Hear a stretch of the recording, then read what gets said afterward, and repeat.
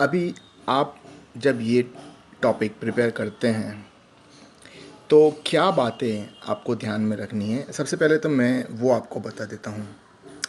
तो आपको चार जो हार्मोन हैं, जो पूरा जो फीमेल रिप्रोडक्टिव सिस्टम है उसमें चार जो हार्मोन हैं वो काफ़ी अहम भूमिका निभाते हैं। कहने का मतलब की रोल है ना। Four hormones play a key role in female reproductive system. तो ये जो चार जो हार्मोन हैं वो कौन से हैं, ये कहाँ से पैदा होते हैं, कौन सी रचनाएं हैं जो इन हार्मोन को पैदा करती हैं, और ये जो हार्मोन हैं उनका काम क्या है ना, फंक्शंस क्या हैं, उसके बारे में हमको इस जो टॉपिक है इसमें हमको चर्चा करनी है। जैसे कि आप स्क्रीन पे देख रहे हैं, जो चारों जो हार्मोन हैं उनके नाम लिखे हुए हैं। जैसे कि पहला जो है हार्मोन, एक है ईस्ट्रोजन, ठीक है। दूसरा जो हम इस लेक्चर में बात करने वाले हैं, तो दूसरे नंबर पे है प्रोजेस्टेरॉन।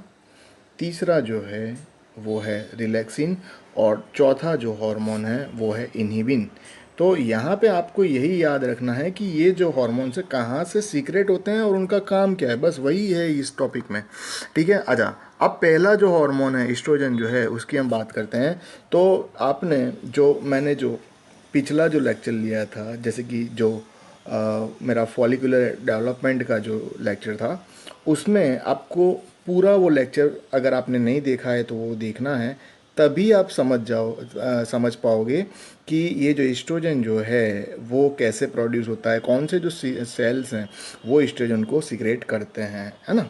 तो और इसके जो रिलीजिंग मैकेनिज़्म है वो क्या है ना, वो सारी बातें मैंने जो मेरा जो फॉलिकुलर डेवलपमेंट का जो था लेक्चर उसमें मैंने आपको समझाई थी, ठीक है। अगर आपने नहीं देखा है तो वो देखिए, उसके बाद फिर ये जो है लेक्चर आप आसानी से समझ पाएंगे।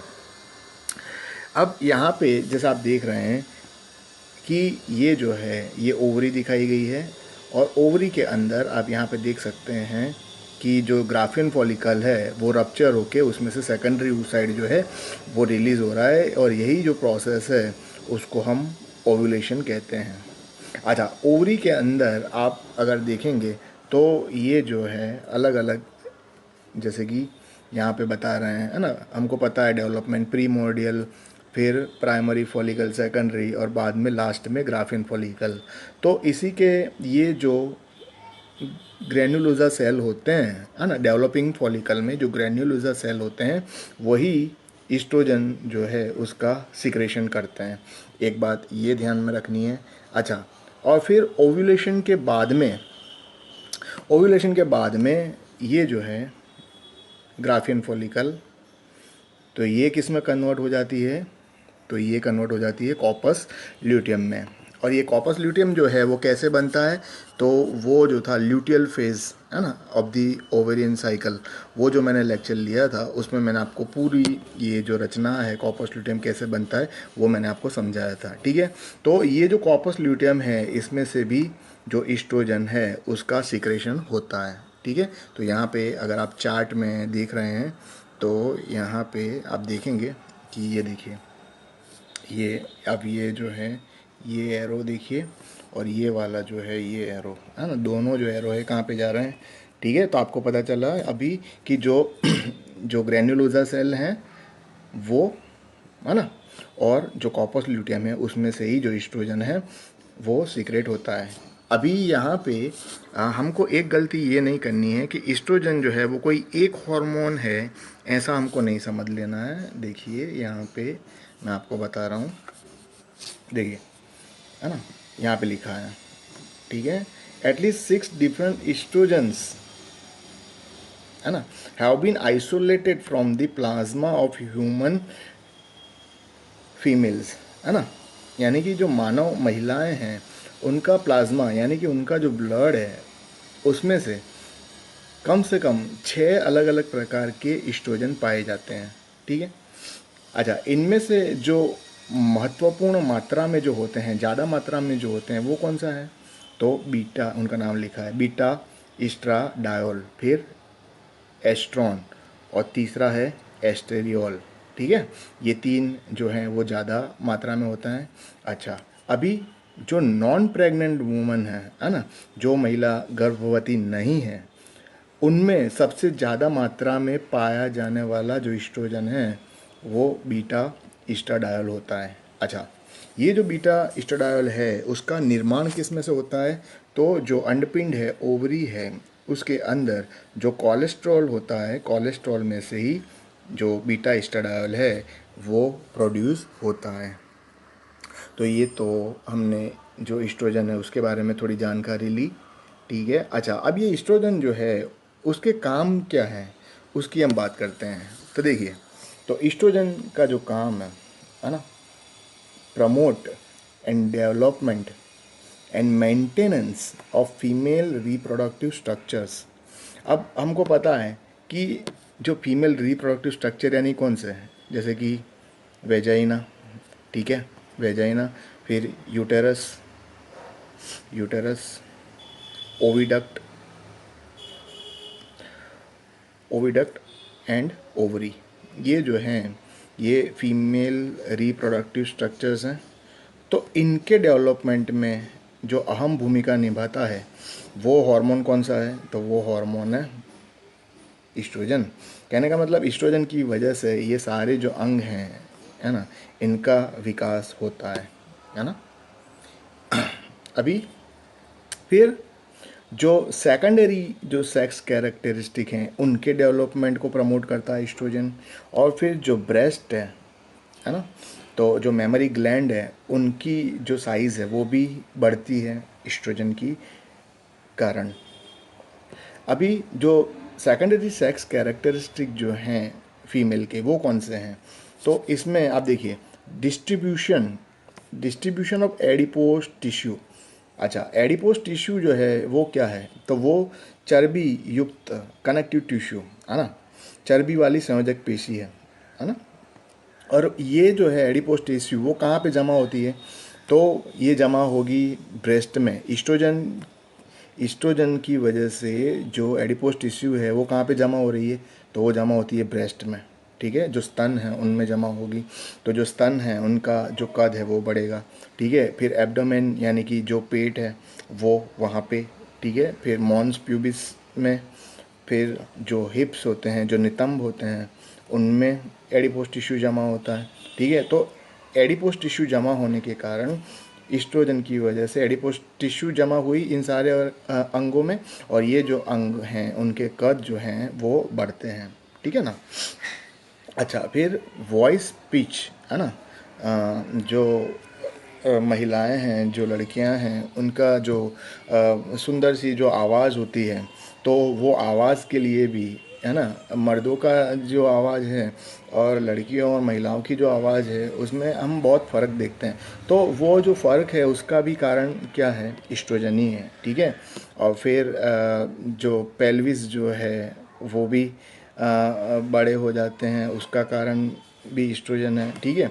और फिर जो बाल होते हैं, है ना, पूरे शरीर पे, तो जो प्रजनन अंग है उसके आसपास है, फिर जो आर्म पीट है ना, वहाँ पे बाल, और जो बाल है नॉर्मल जो सिर के ऊपर के, इन सभी जगहों के जो बाल हैं उनके डेवलपमेंट के लिए भी ईस्ट्रोजन जिम्मेदार होता है।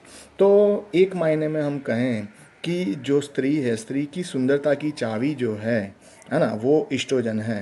पूरी सुंदरता जो है, सारे अंगों का जो विकास है वो ईस्ट्रोजन के ऊपर आधारित है, ऐसा हम बोल सकते हैं, ठीक है। अच्छा, फिर यहाँ पे ये जो पॉइंट है वो भी काफ़ी इम्पोर्टेंट है। जैसे कि ईस्ट्रोजन जो है, ईस्ट्रोजन क्या करता है? इंक्रीजेस प्रोटीन मेटाबॉलिज्म, ठीक है। अभी प्रोटीन मेटाबॉलिज्म में यहाँ पे जो लिखा है, मेटाबॉलिज्म में तो 2 प्रकार की जो क्रियाएं हैं, कैटाबॉलिज्म और एनाबॉलिज्म, लेकिन ईस्ट्रोजन की वजह से क्या हो रहा है कि जो प्रोटीन एनाबॉलिज्म जो है वो बढ़ रहा है। अच्छा, प्रोटीन एनाबॉलिज्म का मतलब है प्रोटीन का निर्माण, प्रोटीन सिंथेसिस। तो प्रोटीन सिंथेसिस जो है वो ईस्ट्रोजन की वजह से ज़्यादा होगा, है ना। अब कब ये ज़्यादा हो सकता है? अब ये बात समझने, ये पॉइंट समझना ज़रूरी है कि अभी आप देखिए कि अगर जो महिलाएं हैं, जो लड़कियां हैं, अगर एक्सरसाइज में अगर वो करती हैं तो एक्सरसाइज से काफ़ी उनको बेनिफिट हो सकता है। वो कैसे? तो जब आप मॉडरेट वेट और या तो फिर लाइट वेट से है ना एक्सरसाइज करते हैं जिम में जाके या तो घर पे, तो क्या होता है कि जो आपका जो मसल्स हैं है ना, वो मसल्स जो हैं मसल डेवलप होंगे। तो मसल जब डेवलप होंगे तो मसल बेसिकली क्या, प्रोटीन के ही बने हुए हैं। मसल में होता क्या है, प्रोटीन। ठीक है कि नहीं। अच्छा, अब जब प्रोटीन, जब ये मसल आपके डेवलप हो रहे हैं तो उनमें उनको प्रोटीन चाहिए। और प्रोटीन जो है, प्रोटीन का जो एनाबॉलिज्म का जो मैकेनिज्म है वो किसके ऊपर डिपेंड करता है, ईस्ट्रोजन। तो इनडायरेक्टली हम क्या बोल सकते हैं कि अगर आप एक्सरसाइज करोगे तो आपके मसल डेवलप होंगे, मसल डेवलप होंगे तो उसमें प्रोटीन बनेगा, प्रोटीन सिंथेसिस होगा। और प्रोटीन सिंथेसिस होगा तो दैट मीन्स उसका मतलब है कि ईस्ट्रोजन की मात्रा चाहिए। तो कहने का मतलब कि कसरत करने से, एक्सरसाइज करने से ईस्ट्रोजन का जो लेवल है बॉडी में वो भी मेंटेन रहता है या तो वो बढ़ जाता है ना। इसीलिए एक्सरसाइज जो है ऐसा नहीं है कि सिर्फ जो लड़के हैं या तो जो मर्द हैं उनका ही काम है जिम में जाके, लड़कियों को भी एक्सरसाइज करना उतना ही आवश्यक होता है। अभी आगे बढ़ते हैं। फिर दूसरा जो पॉइंट लिखा है कि जो स्ट्रॉन्ग बोन्स है ना, जो हड्डियाँ जो हैं वो ईस्ट्रोजन की वजह से मजबूत होती हैं। ठीक है। तो एक मायने में देखा जाए तो जो ईस्ट्रोजन का जो काम है वो किससे मिलता जुलता होता है, तो पिट्यूटरी ग्लैंड में से जो ग्रोथ हार्मोन है ना, ह्यूमन ग्रोथ हार्मोन, जो वृद्धि के लिए है ना, शरीर के विकास के लिए ये हार्मोन जवाबदार है। तो महिलाओं के शरीर में जो ईस्ट्रोजन है वो भी कुछ हद तक वैसा ही काम करता है। ठीक है।